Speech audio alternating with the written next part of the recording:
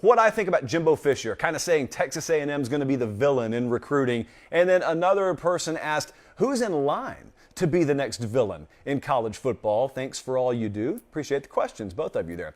So before I answer this, if you don't know what's being referenced here, you know Jimbo Fisher and Texas A&M, they just signed the highest rated class of all time in the history of the 24/7 Sports team recruiting rankings. You know that they had more 5-stars in this class than the entire Big Ten Conference. They had more 5-stars in this class, twice as many actually, as the entire ACC. We talked about that the other night. Well, Jimbo Fisher, I think either yesterday or the day before, after one of their spring scrimmages and spring practices, was asked about Texas A&M and how a lot of people are throwing around different allegations and putting different labels on A&M, villain, bad guy. Well, here's what Jimbo Fisher had to say about it, and I'll talk about it on the other side. Just have to get used to it. Just have to keep doing it. Have to keep recruiting. But it ain't like we've been the top 5 or 6 every year, 4, 5, or 6 every year.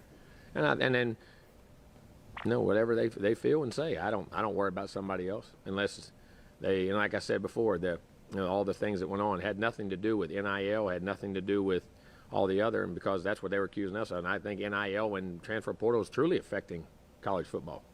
But that wasn't the case with us. That's why I said what I said on the other. So I don't know. You have to ask them more so than you have to ask me. Well, hopefully we'll keep doing it and making them all mad. Own it. Lean into it. The world needs heels. WWF could have never risen to power without a foil for Hulk Hogan in the 80s. Triple H did his best work as a heel in the late 90s, in my humble opinion. Embrace the heel mentality. Let me ask you a question. If you're a Texas A&M fan, you should follow his lead and not care what anyone else thinks about you. But to everyone else out there who's kind of still trying to figure out how to process Texas A&M, didn't you guys tell me for the longest time you wanted someone new at the table? Didn't you tell me you were tired of the same 3 or 4 programs? And it's rhetorical. The answer is yes. Because I keep noticing in my DMs, some of you who asked me a year ago, who's going to break up the monotony in this sport, are now asking, who does Texas A&M think they are? Whomst are they to step up and secure a #1 overall recruiting class? Now, a lot of you have a problem not with so much the what, that being them at #1. You have a problem perceptionally as to how you think they went about doing it. Well, here's what I'll say about that. No one ever brings me proof of anything. They just bring me message board allegations. I have yet to have hardcore evidence that any of you would have the stones to hold up in court against Texas A&M recruiting. I know what the whispers are. I get it. But here's the thing. There's a new world that we live in now. They embraced it, kind of like Georgia in 2017 embraced the early signing day, and they ran circles around everyone and finished with the #1 class. A&M did not tiptoe into NIL. They dove in. I'm not criticizing them all that much because I don't think I'd do anything different than they've done. So I'm not going to be overly critical of it. But even if I was, who cares? Like what Jimbo Fisher just said, who cares? Someone today accused me of being a little giddy when I talk about A&M recruiting. And I didn't disagree because I kind of am, because it's what everyone else out there claims to want. There's new blood. Texas A&M hadn't, to my knowledge, they haven't won the SEC yet. They haven't won a national championship yet. So, yeah, that's a villain because apparently no one likes him. USC is the same way. Lincoln Riley is going to be the same way on the West Coast. No one likes you. Tough. Don't worry about it. I think one of the biggest wastes of time that you could start to worry about if you're a head coach is trying to be liked. Who are you really accountable to? If you're Lincoln Riley or Jimbo Fisher, who are you really accountable to? You're accountable to your administration, your athletic director, your president. You're accountable to the folks inside your bubble. You're accountable to your fans, to your donors. You're accountable to alumni. But these are all folks who largely approve of the practices at USC and Texas A&M respectively right now. So if those folks are happy, nobody cares.